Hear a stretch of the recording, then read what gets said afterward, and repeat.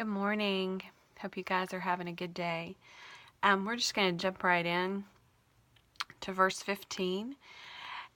John the Baptist, bore witness about him, meaning Jesus, and cried out, "This was he of whom I said, he who comes after me ranks before me, because he was before me."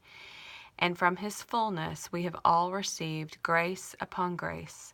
For the law was given through Moses, grace and truth came through Jesus Christ.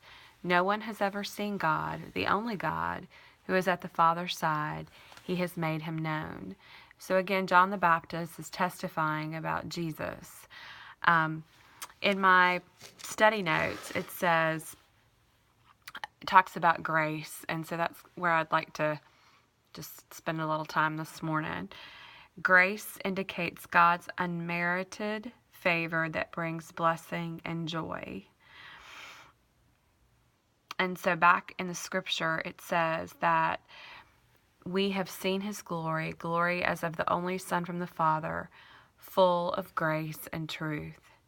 So I wonder, when you think of God, when you think of Jesus, do you think of them being full of grace, full of God's unmerited favor that brings blessing and joy? When you go through difficult times, kind of in the midst of one myself right now. I think probably everyone goes through seasons where they have those. Do you consider it, even though it's a difficult circumstance, do you feel like that God's grace is there, that his unmerited favor still shines on you? I know sometimes that's hard, and it's hard to hold on to. It's hard for me to hold on to at times as well. It goes on to say in my notes, grace and truth most likely recalls the Hebrew behind the phrase steadfast love and faithfulness, where the expression refers to God's covenant faithfulness to his people Israel. According to John, God's covenant faithfulness found ultimate expression in his sending of his one-of-a-kind Son, Jesus Christ. The contrast is not that the Mosaic law was bad and Jesus is good. Rather, both the giving of the law and the coming of Jesus Christ mark decisive events in the history of salvation. In the law, God graciously revealed his character and righteous requirements to the nation of Israel. Jesus, however, marked the final definitive revelation of God's grace and truth. Jesus was superior to Abraham, Jacob, and Moses. And then it goes on to talk about no one had ever seen God in his fullness. They'd seen partial revelations of God until the only Son came, who had been there from the beginning.